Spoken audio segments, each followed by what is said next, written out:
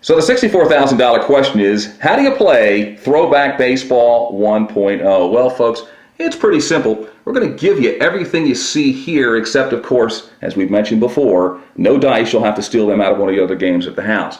Give you the playing field, because we'll send you all this stuff in a zip file via email, and you're going to get everything and you print out what you need. Obviously, we'll provide you the rules of the game, pretty simple read through. We'll provide you, and I guess effectively, an unlimited supply of those box score sheets so you can keep stats, do anything you want with them. We'll even send you a box score already kind of pre-filled out so you can play almost immediately after getting the game. We'll provide you our exclusive player rating index and helps you play the game at a slightly more sophisticated level, more complex level, and play it more realistically with the players of the game today. Naturally, you'll get all the key cards.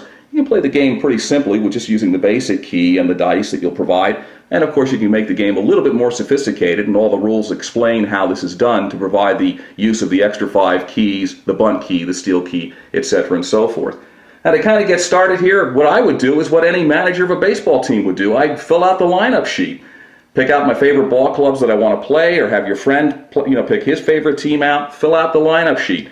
And we'll explain how you can figure out in the rules how you figure out the batter rating, the pitcher rating, the steal rating, all that kind of stuff to play the game. And to keep the stats, if you wish, I just use this type of a system here. Done that for years, and it works out pretty well.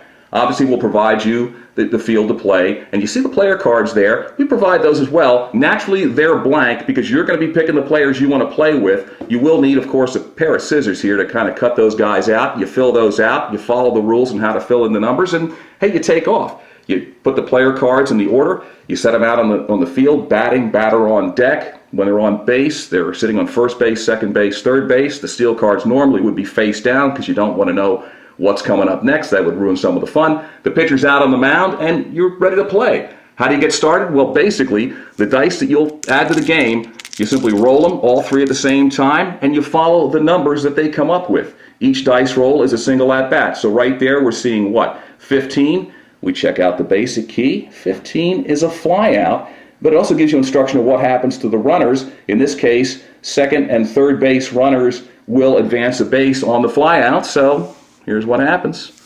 You do that, and of course, then the next batter will simply come up to bat, and the game continues. A lot of fun, simple, and it's a really great price, a really great game. No batteries needed, and remember, it's from your friends at Aberdeen Trading Company.